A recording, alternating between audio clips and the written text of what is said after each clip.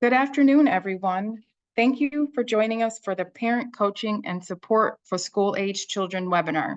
My name is Crystal Reynolds, and I am the Director of Communications for the Family Institute at Northwestern University, where we, through research, education, therapy, practice relationship-based behavioral healthcare and are committed to strengthening and healing children, adolescents, families, and individuals from all walks of life. Today's webinar will be led by Dr. Leigh Monahan at the Family Institute. Dr. Monahan is passionate about helping children, adolescents, young adults, and families to empower themselves and to gain concrete skills for achieving optimal social, emotional, behavioral, and academic success. Dr. Monahan grounds her work in evidence-based practices such as acceptance and commitment therapy, parent-child interaction therapy, and cognitive behaviorally informed treatment. Thank you for joining us. Thank you, Crystal. I'm going to get my PowerPoint up.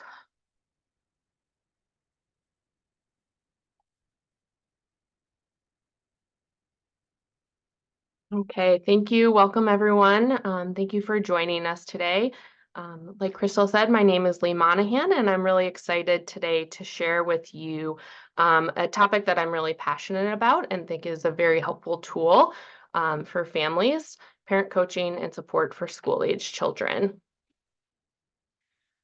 So just to go over our agenda briefly, I'm going to start off with some introductions and tell you a little bit about why I'm passionate about this work. I'm going to explain parent coaching, talk about some myths, dispel some of those myths, and talk about what parent coaching is and isn't. I'm also going to provide some examples of some parent-mediated interventions. You'll hear me use those terms interchangeably today, parent-mediated interventions and parent coaching.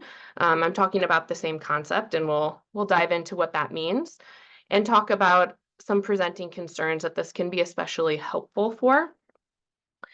And then I know a lot of you are here for some of these practical tools. So we're going to talk about some examples of parent coaching tools, including at least 3 that you can start incorporating today. And we'll round out our session with a question and answer period. So I just wanted to tell you a little bit about how I came to be so passionate about parent work. I started my professional work in the school-based setting as both a teacher and then a mental health professional. And one of the ways that we approach mental health in the school setting is through this public health model, where we give every child some basic instruction. And this is really meant to reach about 80% of the kids. So that's your full group instruction on math or social emotional learning. For the remaining 20% of kids, they're going to need a little bit more. So that's where we get that targeted instruction, either in the small group or individual level. And it was through this concept that I really got introduced to systems level work and the importance that working with teachers and classrooms as a whole can really lay some important foundations. As I moved more into the clinical setting, I was trained and certified in an intervention called parent-child interaction therapy. And you'll see I pull a lot of what I work with on parents from that model, as well as exposure to other parent-mediated interventions in the clinical setting that I pull from as well. I really love working with kids one-on-one, but this extra layer of the systemic work can be really impactful and is why I'm so passionate about it. Before we dive into the content, I did want to give a little bit of a disclaimer that this presentation is meant to be educational in nature. So thank you to everyone who submitted questions prior to the presentation. I did try to incorporate answers to some of those in the presentation. However, we're not going to be able to get into specifics about cases, and that's both for confidentiality reasons as well as we only have an hour together today. So we'll be talking more about general principles and tools that might be helpful to address some of those needs that you're coming to our presentation with. Um, and if you do have more specific needs, I want you to feel empowered and have a better understanding of this type of intervention. And if you do seek out parent coaching, either with myself, someone at the Family Institute, or another provider in the community, that you feel like you have a good grounding on what you might be looking for. I also want to take a moment to acknowledge that even if your child is having some challenges right now, your child is not just a collection of those challenges. Your child has a lot of strengths, as do you as a parent. And one of parent coaching's main goals is to build on those already existing strengths to address those challenges. So let's dive in. To start off, I want to start off with a little bit of a warm-up activity to really hone in on this systems level approach to working with families. So I'm going to ask you to take out a piece of paper or the digital equivalent, Word document, notes app on your phone, and I'm going to ask you to write down a few things and to think about a few things. First, we're going to think about a carpenter. What are the goals of a carpenter? What types of things are they trying to produce? How does a carpenter go about achieving those goals? What does planning look like for a carpenter? So if a carpenter is trying to build a chair, what does that look like? And then finally, what does the end product look like if they have done their job, quote unquote, well? Feel free to think through this as well as to put some of your responses in the chat.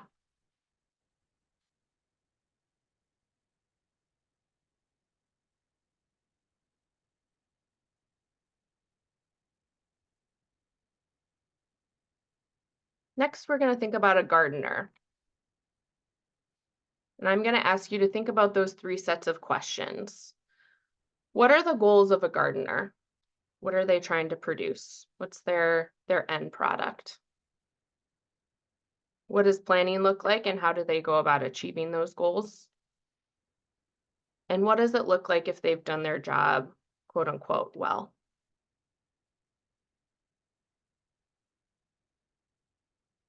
So if we were working together in a session, some types of answers that I hear in terms of the carpenter, they have an end goal in mind. So let's use the example of a chair. In order to build that chair, they have to have a pretty specific plan with specific measurements, specific tools, and a plan to achieve that.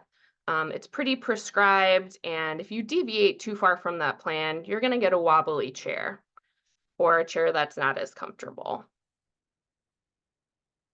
A gardener, on the other hand, also starts with an end goal in mind, whether that's a flower garden, a vegetable garden.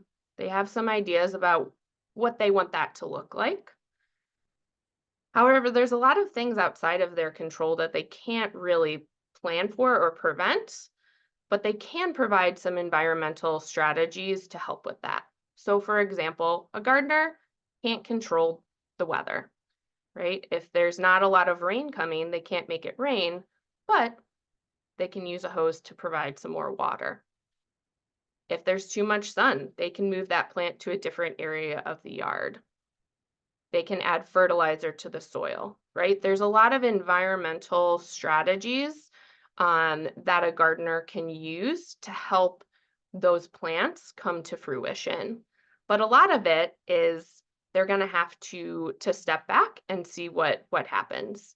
You can't control what birds, what seeds birds bring into the yard. So through these types of conversations, this is actually the first tool that I want you all to think about today. And figuring out different ways that we can parent in a way that's closer to a gardener based on values and goals, and building in flexibility, and environmental strategies versus a carpenter, where we're trying to get to a very specific end product with our children.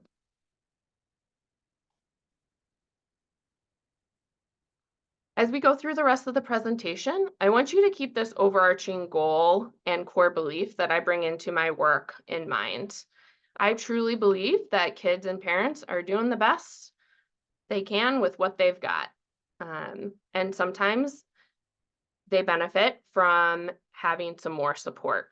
So my main goal in parent work and most parenting interventions are working to continue building capacity at the parent level to support the child at the individual level. So let's talk about some parent coaching myths. I think a lot of times when parents come into parent coaching or parent-mediated interventions, there's a lot of misconceptions about what it is or isn't, so I like to directly address those.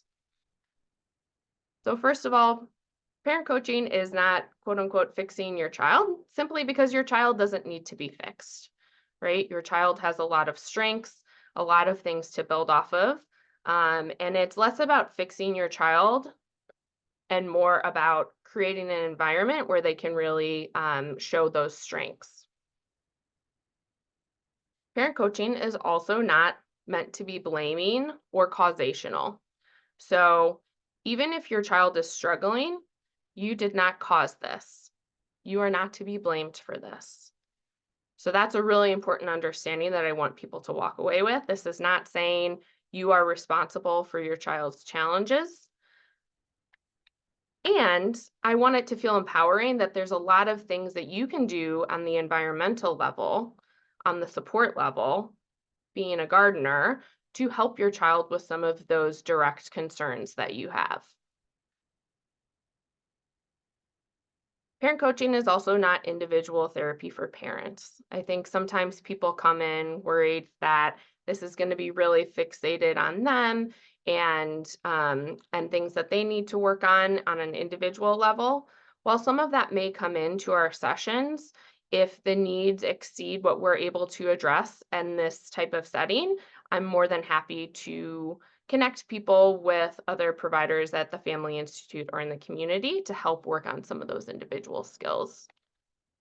And what we're really doing is trying to identify both individual parent and family level patterns that may be contributing to the challenging behaviors or dynamics that we're seeing.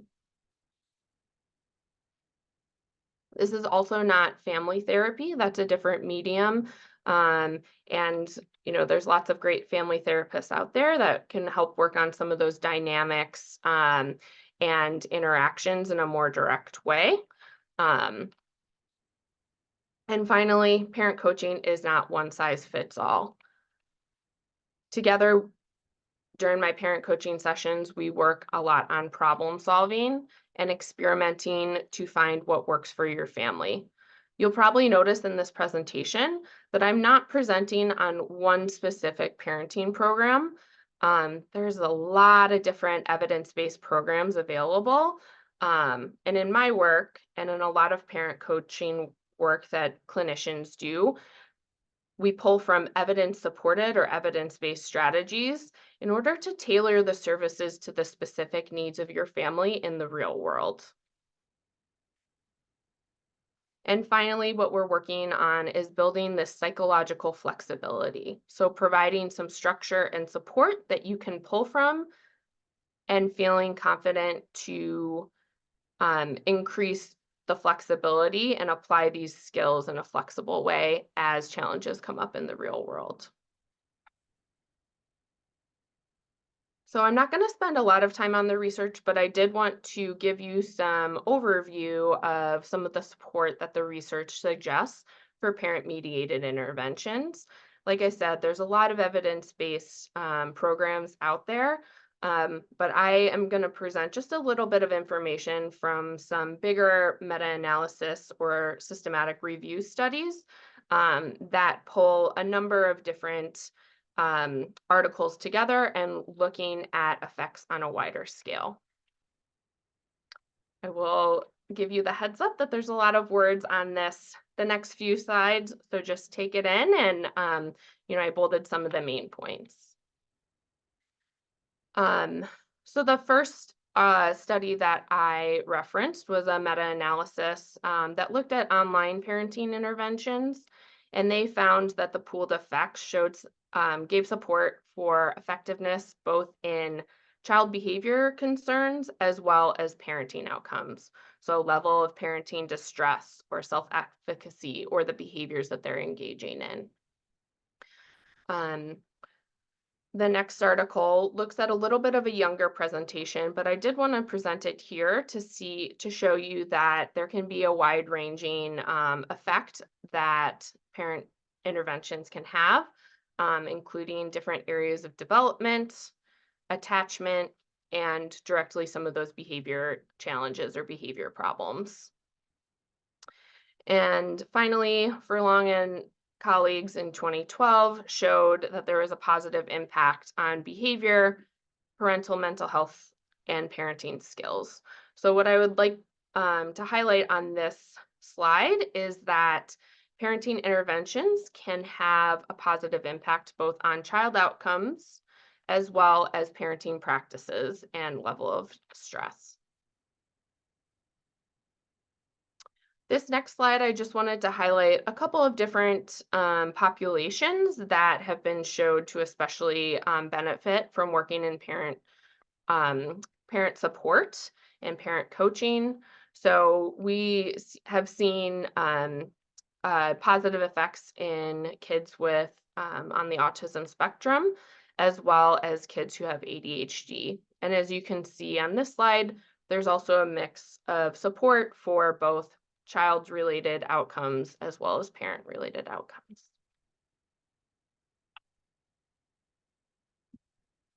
This next slide just gives you a sample or some examples of evidence-based parent-mediated interventions. So if you know your child is struggling with something in particular, these might be some interventions that you might want to look into if you are interested in this type of support, the parent-mediated support. There are many, many more out there, but I also just wanted to highlight that there's a pretty wide range of behaviors and challenges that this can help support. So everything from ADHD to toileting concerns to anxiety. And, there are many more out there, like I said. As I mentioned earlier, I am certified in PCIT, but have had exposure to some of these others as well, and pull these into my work with parents. Okay, so now that we laid some of that foundational groundwork, we're going to talk a little bit more about what parent coaching is. So there's lots of different definitions out there. The one that I really pull from is this relationship-based process. So in this definition of parent coaching, we're doing three things. One, we're building on these skills that you as a parent already have and are bringing into the room. So these might be things that you've used in the past and have fallen off and could use a reminder. These could be things that you're already doing well and we just want to amplify. We also want to help develop some new skills. So these might be things you have not thought of or were not aware of that can be helpful for working with your children and addressing some of your presenting concerns. And then finally, as a caregiver, really want to help you build your competence and confidence and work towards those goals and outcomes that you're hoping for your child and your family. So just like the gardener analogy that we started our presentation with, we're really going to start with that end goal in mind and build those goals collaboratively. So for example, you may come to parent coaching with the goal of getting along better as a family or helping your child develop some stronger executive functioning skills, or reducing challenging behavior or conflict within the home. So once we've clarified what those goals are, really coming up with a treatment plan that builds towards those goals. different parenting interventions will approach this differently, but a lot will do some sort of combination of these goals, and this is really what I ground my work in. So the three overarching goals that I use in my parent coaching is first, strengthening the parent-child relationship. I really like to think about it in terms of a bank account. So when we interact with our kids, typically we are um, either making deposits or withdrawals. So when we have a positive, supportive interaction with a child, we would consider this a deposit. So we're filling up their cup, we're working on that relationship. When we have a negative or corrective or coercive interaction, that would be considered a withdrawal. And in parenting work, we're really going to look at that ratio of deposits to withdrawals. A lot of times when people are coming in, the ratio is really skewed. So research differs in what that ratio exactly is. When I work with parents, typically I want to start off aiming for at least a 3-to-1 ratio. So 3 supportive interactions for every negative or corrective interactions. And so working on this area, we can figure out different ways to put more of those deposits in. So when you do have to inevitably make a withdrawal, the bank account doesn't go into negative. After we've gotten that relationship in a really strong place, and people often do come in with a lot of strengths and in that relationship that we can build off of, then we're typically going to get more into those behavioral strategies. This is when we are more directly targeting some of that challenging behavior or those presenting concerns, versus the first goal, which it sometimes feels a little more indirect. So during the second goal, this is when we're going to develop behavior plans, when we're going to talk about ways to reinforce or give effective consequences. This is when we're going to think about more concrete ways to support that behavioral development. And then the third goal is really building on that start we talked about with the carpenter versus gardener, to clarify parenting goals and values. This, and the way that I approach my work, I really try to weave throughout. But this can help, especially when things are feeling really complicated or hard in the parenting realm. So, for example, if you are having a hard time saying no to your child or putting in effective boundaries, one thing I like to do with parents is helping them identify what their parenting goals and what their parenting values are so that they can draw upon those when things are feeling difficult. So, in this example of saying no, it can be helpful to think about, for example, if one of your parenting values is building independence, building flexibility, effective communication. So if those are some of your parenting values or goals that you have for your child, in that moment when you're having a hard time saying no because it doesn't feel great as a parent, or this will increase the likelihood that there'll be a tantrum, grounding yourself in okay, what's my bigger why in this moment can help get through some of those difficult moments. So before we talk more specifically about those goals, to kind of summarize some of the benefits of parent coaching, is it gives you a chance for regular collaboration and feedbacks on real life challenges that your family is facing. So when I work with parents, we'll often start off with a check-in of how the week went, what went well, what felt difficult, and how we can apply some of these strategies towards these patterns that are coming up regularly. It's meant to be really a skill building process that's tailored to meet your family needs. Again, most parent coaches will pull from evidence supported or evidence based practices and make it feel more applicable in the real world for your family. It gives you a chance to practice the skills in a low stakes setting before working with those skills with your child or your children. So, for example, sometimes that will involve role playing or thinking about potential barriers that might come up or thinking about potential challenging responses and working through that beforehand so that you feel really confident that you can roll with whatever comes your way. Um, Parent coaching gives you a chance for repetition to promote learning. So, reading a book or taking an online webinar can be really helpful to lay some foundational knowledge. But we know from cognitive science that it takes a lot of repetitions for us to truly learn and generalize skills. So, when I work with parents, after a while, they can almost guess what questions I'm going to ask. And this provides some of the repetition that can really lead to that deeper learning. And finally, from a logistical standpoint, a lot of times there's more flexibility in scheduling.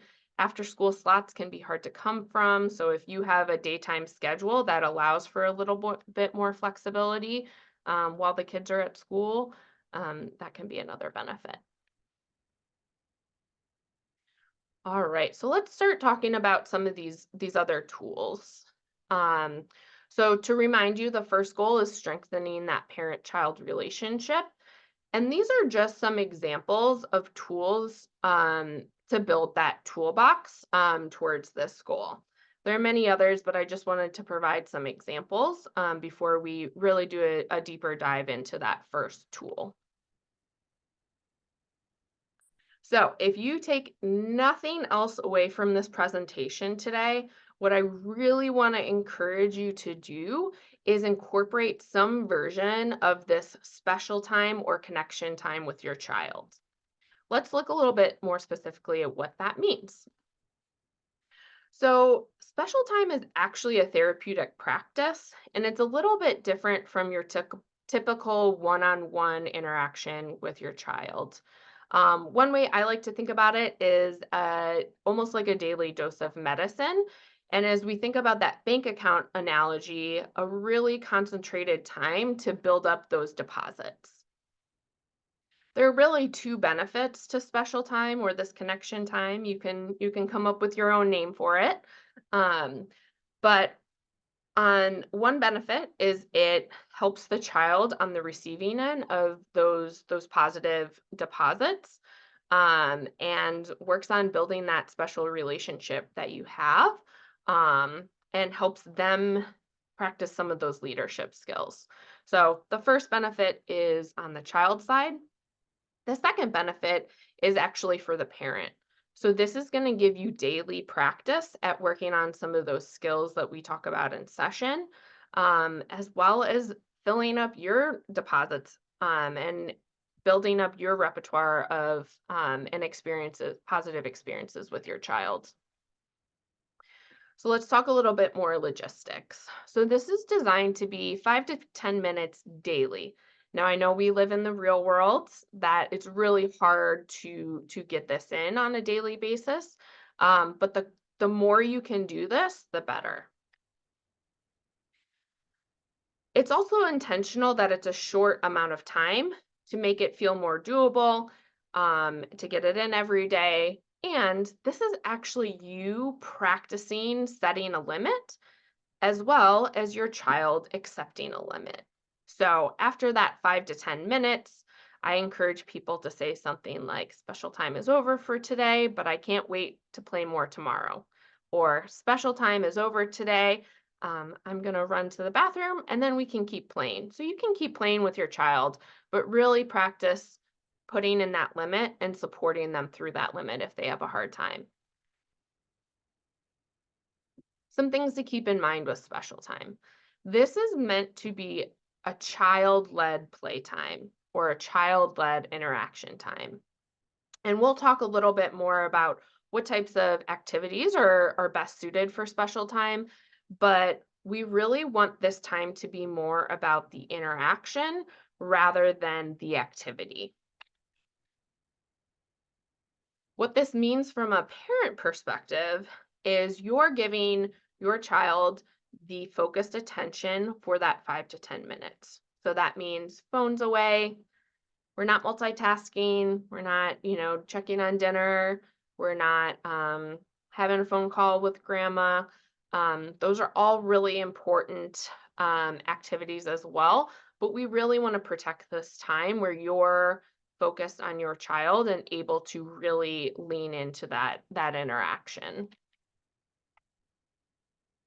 The third thing I would love for you to keep in mind is this is meant to be a low demand time on your child. So this is 5 to 10 minutes where you are kind of giving over some of that control to the child. So in this, a couple things to keep in mind is it's meant to be a time where there's limited questions. If you can eliminate questions during this time, that's great. This I get a lot of pushback on from people, and I'll tell you why this is a really impactful part of the intervention. Um, we ask kids questions all the time, and there are a lot of reasons why we ask them questions. So we may be asking questions to show interest, to gather information, to teach them, right? Using some of that Socratic questioning. And those are all really important. But we're going to limit those during special time because when we ask a question, we're actually putting a demand on the child to answer us. So when we ask, how was your day? What'd you have for lunch today? Kids have to go back in their mind and really sift through and think about the answer. And you may or may not notice that sometimes kids just do not want to talk about their day. That is the last thing they want to do when they hop in your car. So during special time, again, we're going to limit those questions. We're also going to limit giving instructions, directions, or commands. So when you think about the activity for special time, thinking about activities that your child enjoys that they would choose to do that limits the demands put on them. So, for example, if your child has a hard time following the rules in Uno, or if they get really upset when they lose a game, we're going to stay away from those games with rules. If you do play Uno, this is a special kind of Uno where they can do whatever they want within the game, right? For this 5 to 10 minutes, if they want the wild card to mean the other person picks up 5 cards, you got to be ready just to roll with that. Another example is if you know that your child tends to get dysregulated or really excited or riled up when they play with superhero figurines, that's probably not the best special time activity because you're going to have to put a limit on that to keep safety in mind. And then finally, we want to keep it positive. So we're keeping out criticisms, sarcasm, or any type of negative interactions, and really trying to keep this as a positive time together.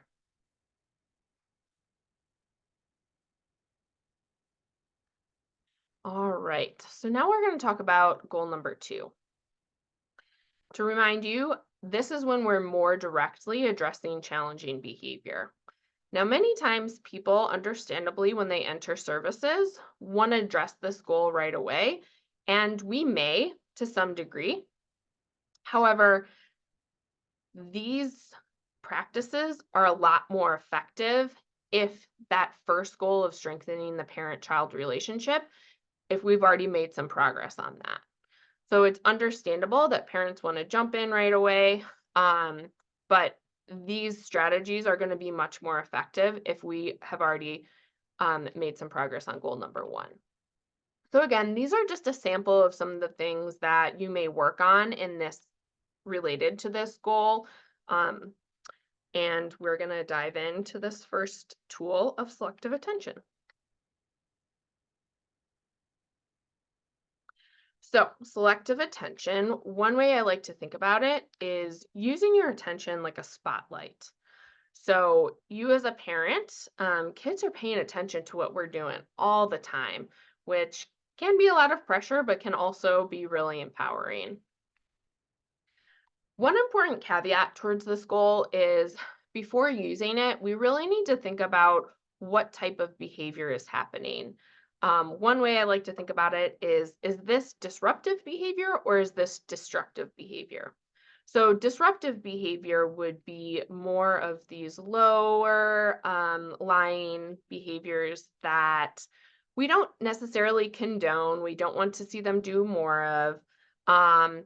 But there's not a safety issue. So this might be things like name calling, yelling, um, or whining, things that might be get under our skin or not the most effective in relationship building, or maybe a little bit annoying, things like that, but there's not a safety concern. Destructive behavior is when these behaviors can be destructive to themselves, others, or property. So this is when safety concerns come into play. So for example, if your child is climbing on a bookshelf, we're going to put a safety boundary in there and direct the child away from that behavior more directly because there is a safety concern. Selective attention, this second tool that we're talking about, is appropriate for that first category of behavior, the disruptive behavior. Again, if it's more related to the second category of destructive or unsafe, we're going to have to put a safety boundary in. There are 2 steps to selective attention. What I've found is parents are much more familiar and have practiced a lot more the first step that we'll talk about. And so what I really try to do is build on that and help really emphasize and highlight the second step. So the first step is directing your attention elsewhere. So again, going back to that analogy of your attention as a spotlight, if another way to say this, and I don't love this word, so I try not to use it as much, is ignoring. A lot of times people will come in and talk about the strategy of ignoring. I like to think about it as directing your attention elsewhere. The second step, and I did put an aggressive amount of stars on this second step to really highlight, because this is a strategy that people have a lot less practice with, but is just as important as that first step. In the second step, you're going to provide positive feedback or reinforcement immediately when your child begins engaging in expected behavior. So, for example, if your child yells at you and says, "You're the meanest mom in the world, I hate you," or "You're the meanest parent in the world, I hate you." That's behavior that we don't want to see more of, right? We want to help your child get those needs met in a different way. So we're not going to correct that. We're not going to directly attend to that. You're going to direct your attention elsewhere. So they're yelling at you. We're not giving that attention. That means you might be talking to someone else. You might be, turning around and stirring the pasta water. However, this is an active process that while this is happening, you're looking for that first opportunity for a shift in behavior to provide some positive reinforcement. So they're yelling, and then they cross their arms. Fine, I'll go clean up my toys. Again, maybe that's not where we want our kid to end up, but we're going to take that for an improvement and closer to what we're looking for. So we're going to add some positive reinforcement. That might sound like, "Thank you for using your indoor voice and getting ready to clean up your toys. I appreciate the help." We want kids to see that we're going to help you get your needs met, and we're going to help get your needs met in a way that is healthier and more helpful for you. For a lot of kiddos, especially if the underlying need is related to attention seeking, we want to help them see you can get this need met in a more appropriate way.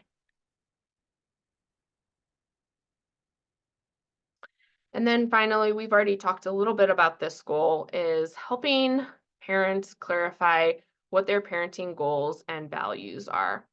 Um, and this I pull a lot from acceptance and commitment therapy, which is a theoretical orientation that I work within, um, related to being able to engage in values directed action to help when things get hard. So you can do this on the individual level, but you can also look at this in terms of what it looks like in the context of parenting. So what does a values directed action look like in response to challenging behavior? Like I said, that carpenter versus gardener analogy is one of the ways that we start getting at what some of these goals and values are. So if we're working as a gardener, what are some of the values that you have as a parent? What are some of the things that you hope for as your child grows up? What are some of those core characteristics that you think will help them be set up for success as they get older? And like I said, there's a number of conversations and activities that I like to do to help reach towards this goal. I want to pause right now and see if there's any questions about those tools that I've introduced so far. Um, and feel free to put those in the chat. Otherwise, we have some questions that we can get started with.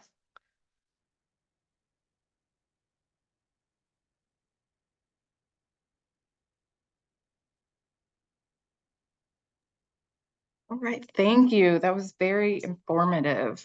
We had a couple of questions come in the chat that we can start with, and I see someone has their hand raised. If you could please include your question in the chat, we can get that answered for you. So the first question that came in is there a child age limit for the effectiveness of parent coaching? And would the intervention look different for a teen? Thank you, and I apologize, I missed that earlier. This is a great question, and part of it is going to depend on what type of orientation you're pulling from. So some of those specific interventions on the slide that I showed do have specific age limits. So for example, parent-child interaction therapy is designed for kids between the ages of 2 and 7. That being said, um, both myself and a lot of clinicians here at the Family Institute do take this systemic approach to working with kids. And in particular, there's ways to do parent-mediated interaction all along the developmental age span. Now, this is going to look different at the age of 2 versus 16. But a lot of these principles in terms of how you're directing your attention, what is connection time looking like? Again, for a teenager, we're not going to do magnet tiles, we're not going to play Legos together, but how are you creating opportunities to connect, to build up that relationship before adding some more of those behavioral principles? And so it would look different for a teen than a 2-year-old or a 10-year-old. And there's a lot of great resources out there that can help support that, including working with a clinician that specializes more in that either age range or presenting concern. Thank you. We'll get to the, we have quite a few questions coming in. If you have multiple children, would you recommend special time is with just one kid or work with both kids at once? Another great question. So in an ideal world, you're gonna do that one-on-one time with each kid. Now, if you have multiple kids, again, there's only so many hours in the day. You may not be able to work with every kid every day. And that's okay too. So maybe special time with the first child is on Monday, the next child is Tuesday. You can also work with them together. that's not bad. That's not wrong. You know, I try and stay away from the labels of good or bad, just in general. However, you're really going to, the closer we can be to the original model, the more helpful it's going to be. So doing 2-on-1, if you can give them both that attention, 3-on-1, again, that's not wrong, that's not bad, but it's probably going to be a little bit more effective if you're able to get that 1-on-1 time, and that the child knows to expect it. I also like to think a lot about what's the alternative. So if you are a busy parent and your kids are having really hectic schedules, you know, getting that time, that quality time together, even if it's not in line with the special time guidelines, is going to be helpful for them to get that dose, especially if we're thinking about that deposits versus withdrawals. So a long way to answer that question is there's nothing wrong with that. That's still helpful, but it may be a little bit more effective to get some of that one-on-one time. Thank you. There was a question that came in just going back to your example of the carpenter and the gardener, and if you could just provide a little clarification between the difference between the two. Yeah, so the carpenter, the basic idea behind this thought process is the carpenter has a lot more control and needs to be pretty prescribed in the steps to get a very specific outcome. So I want my child to be X. Okay, if we're applying this to the parenting context, that would be you know, we have really specific ideas how we want our child to be. So I want my child to be more social. I want them to have more friends. I want them to be happy all the time, right? That's you coming in with that very specific goal, and feeling like you have very specific steps to meet that goal. So that's the carpenter. And there are parts of parenting that draw from that style and are more appropriate, especially when related to safety. The gardener, the idea behind the gardener is we have things that we want to be true for our children, right? We want them to have a healthy relationship with themselves and with others. We maybe a parenting value or goal you have is I want my child to be able to effectively meet their own needs or effectively communicate. There are a lot of different ways to work towards that. And acknowledging that we can't control our kids, right? We can't turn them into exactly what we want, but we can provide environmental supports to help them get towards that goal. So the example I gave earlier is it can be really hard to say no, or put in a boundary, especially if we know that the child is going to throw a tantrum.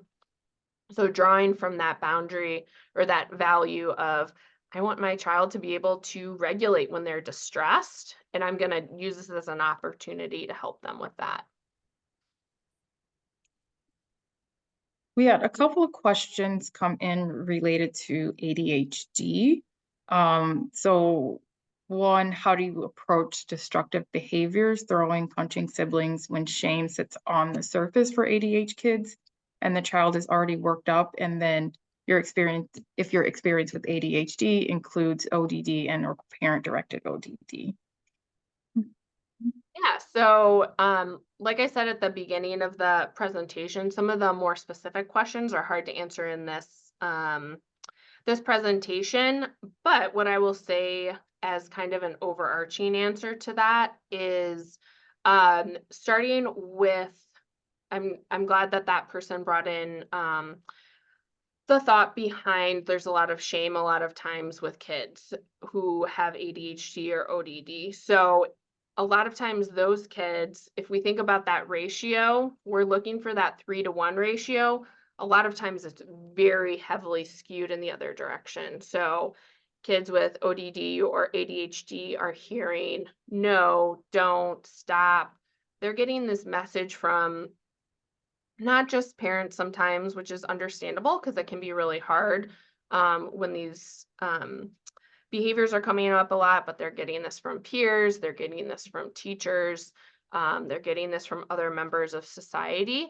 So again, that's why we start with that first goal of strengthening the relationship, because kids in general, but especially with those symptom profiles, really need limits and boundaries that can help give them a sense of safety. It also helps them internalize what that feels like, and can help regulate.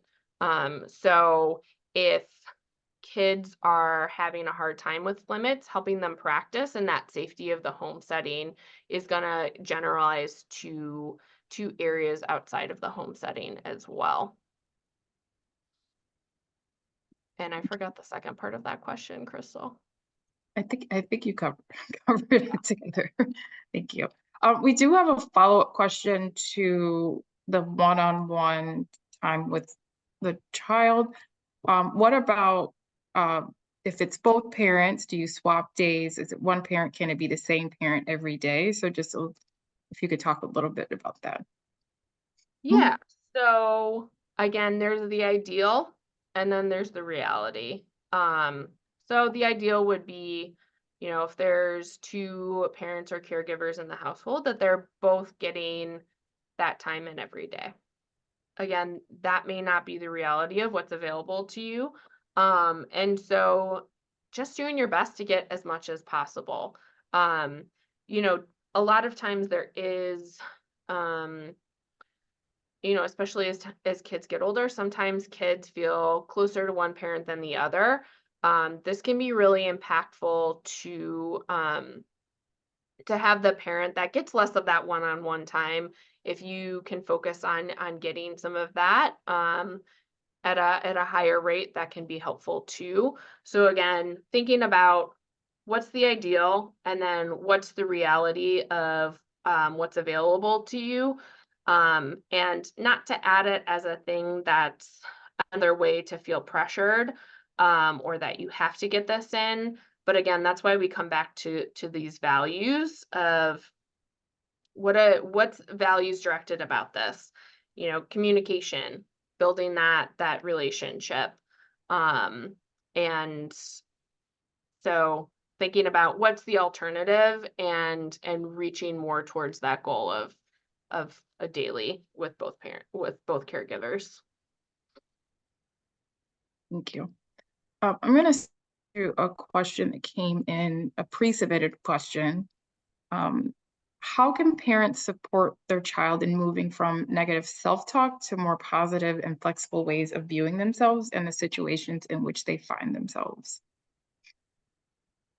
So the first thing I help parents think about in this area is how we're modeling for kids this positive self-talk. So there are times when even as parents, we may say self-deprecating things about ourselves or others, and thinking about that really intentionally of modeling how you can be kind to yourself. That's the first thing to think about. The second thing is trying to figure out what the need is behind the behavior. So typically if you talk to a very strict behavioralist, they're going to say there are 4 basic functions of behavior, 4 basic needs that are getting met. That includes attention, escaping or avoiding something, getting access to something tangible. So if I say something mean about myself and say that using the iPad would get better, that would be access to something tangible or a sensory need. Typically with this area, negative self-talk, there may be a need for attention under that. There may be trying to get out of something, or they may be feeling bad about themselves. There's a lot of other things that could be going on for the child. So figuring out what that need is before trying to address it. So if if the child is really feeling that way about themselves, helping to highlight what some of their strengths are and what some of the core characteristics that you're hoping for them. So if they're feeling bad about their skills in gymnastics, or if they're feeling bad about something specifically about their appearance, trying to highlight what some of their strengths are, so that they can draw upon that as they're feeling bad. Um, if there's a need for attention behind it, trying to help them get that attention need being met in a different way, that's more helpful for them. Also thinking about the reaction to the behavior. So if a kid says something like, "I'm so stupid, I can't do anything right."